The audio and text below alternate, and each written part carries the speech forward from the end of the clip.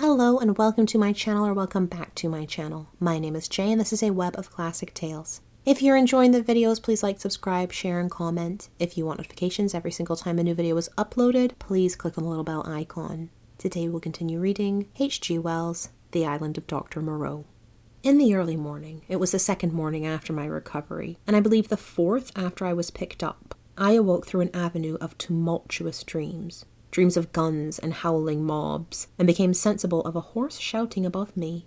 I rubbed my eyes and lay listening to the noise, doubtful for a little while of my whereabouts. Then came a sudden pattering of bare feet, the sound of heavy objects being thrown about, a violent creaking and the rattling of chains. I heard the swish of the water as the ship was suddenly brought round, and a foamy yellow-green wave flew across the little round window and left it streaming. I jumped into my clothes and went on deck. As I came up the ladder, I saw against the flushed sky, for the sun was just rising, the broad back and red hair of the captain, and over his shoulder the puma, spinning from a tackle rigged onto the mizzen spanker boom. The poor brute seemed horribly scared, and crouched in the bottom of its little cage.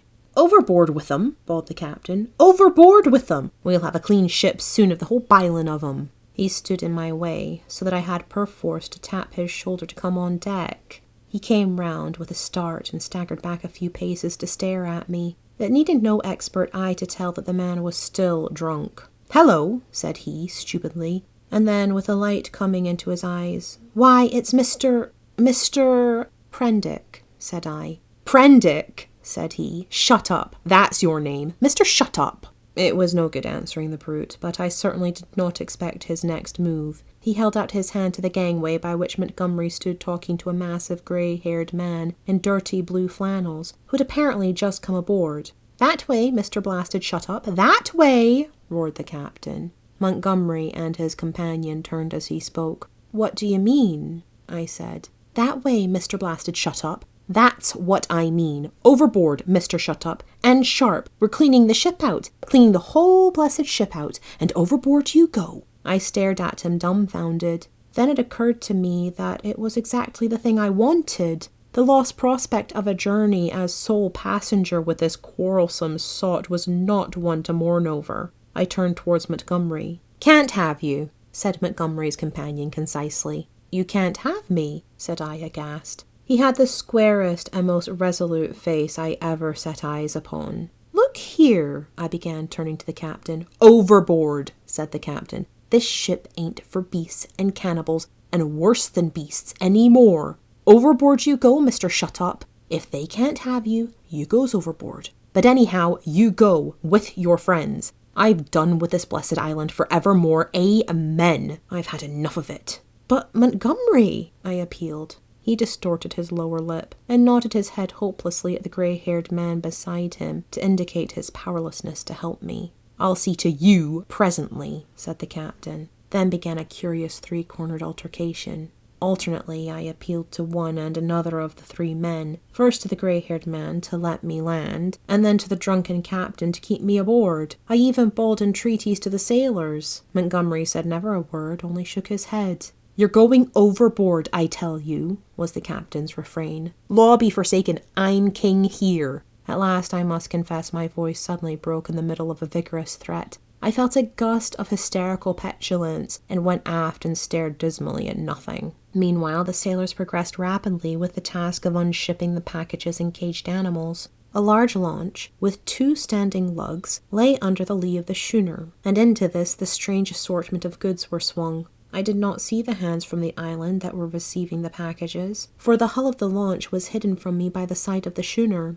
Neither Montgomery nor his companion took the slightest notice of me, but busied themselves in assisting and directing the 4 or 5 sailors who were unloading the goods. The captain went forward, interfering rather than assisting. I was alternately despairful and desperate. Once or twice, as I stood waiting there for things to accomplish themselves, I could not resist an impulse to laugh at my miserable quandary. I felt all the wretcheder for the lack of a breakfast. Hunger and a lack of blood corpuscles take all the manhood from a man. I perceived pretty clearly that I had not the stamina either to resist what the captain chose to do to expel me, or to force myself upon Montgomery and his companion. So I waited passively upon fate. and the work of transferring Montgomery's possessions to the launch went on as if I did not exist. Presently that work was finished, and then came a struggle. I was hauled, resisting weakly enough, to the gangway. Even then I noticed the oddness of the brown faces of the men who were with Montgomery in the launch. But the launch was now fully laden, and was shoved off hastily.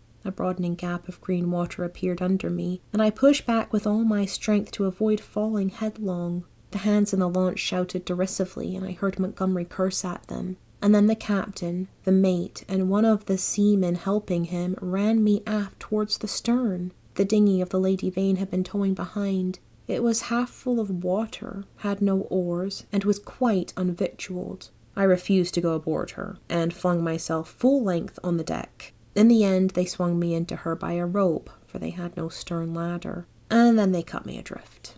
I drifted slowly from the schooner. In a kind of stupor, I watched all hands take to the rigging, and slowly but surely she came round to the wind. The sails fluttered, and then bellied out as the wind came into them. I stared at her weather-beaten side heeling steeply towards me, and then she passed out of my range of view. I did not turn my head to follow her. At first I could scarcely believe what had happened. I crouched in the bottom of the dinghy, stunned, and staring blankly at the vacant, oily sea. Then I realized that I was in that little hell of mine again, now half swamped, and looking back over the gunwale, I saw the schooner standing away from me, with red-haired captain mocking at me over the taffrail, and turning towards the island saw the launch growing smaller as she approached the beach. Abruptly, the cruelty of this desertion became clear to me. I had no means of reaching the land unless I should chance to drift there. I was still weak, you must remember, from my exposure in the boat.